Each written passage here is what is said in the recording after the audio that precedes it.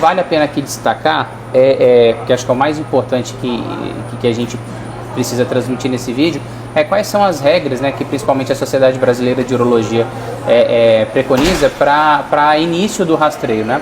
Então, ainda tem na cabeça das pessoas no geral que o início do rastreio para o câncer de próstata tem que se dar aos 40 anos, né? Então, é muito comum o paciente agendar consulta 41 anos de idade, 40, falar assim, não, completei 40 anos, eu vim aqui para fazer o rastreio, né? Principalmente o PSA e o exame de toque. Então, quais são as regras, Marão? Atualmente, o que tem sido falado a respeito da idade para início desse rastreio para câncer de próstata? Bom, perfeito, Diego. A gente tem estabelecido mundialmente, né, que todo homem acima de 50 anos, sem nenhum fator de risco, ele deve ir no urologista para ir atrás de possibilidade de doença da próstata. Primeiro porque a próstata tem tanto câncer quanto doença benigna, hiperplasia benigna, que é muito comum nesses homens a partir dos 50 anos. Então, só nisso já faz com que você, com 50 anos, vá no urologista. Agora, se você tem histórico familiar, se você é da raça negra, se você é um paciente sedentário, obeso, se você nunca foi no urologista antes, vale a pena, quando chegar aos 45, já buscar uma consulta com o urologista para entender melhor sobre essa dinâmica. E agora, cada vez mais, Diego, a gente traz para os 40 anos, né?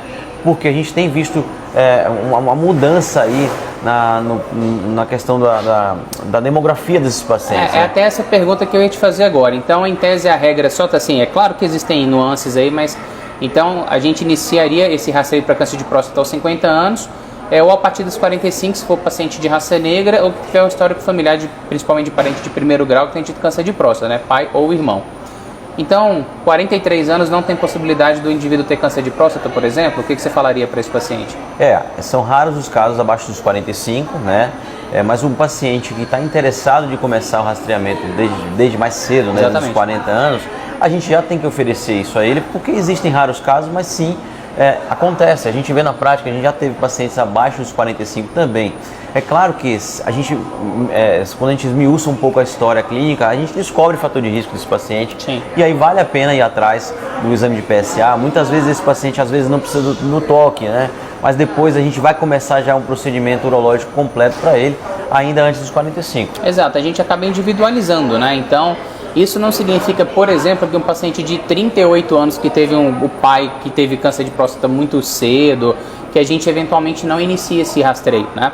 Mas é uma coisa mais individualizada, que nem um exame mais invasivo, que seria o exame de toque, eventualmente a gente acaba evitando no momento inicial, aí a gente faz outros exames, principalmente o exame de PSA. Então, assim, muito embora a regra ela se aplica para a população, do ponto de vista populacional. Então, se recomenda que indivíduos acima de 50 anos, ou eventualmente acima de 45 anos, como a gente explicou, inicie, mas isso não tira a sua individualidade, né? Se você tiver 38 anos de idade e estiver preocupado porque você tem um exemplo na família, ou porque um pai de um amigo teve e sofreu muito e você quer já iniciar esse rastreio, problema nenhum. A orientação é populacional, né? E tem outro detalhe, Diego.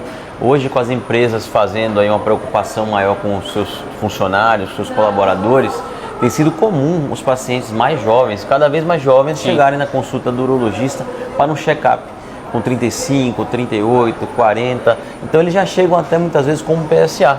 E por isso, muitas vezes a gente tem diagnosticado pacientes mais jovens, porque existe uma concepção das empresas de fazer exames gerais nos pacientes.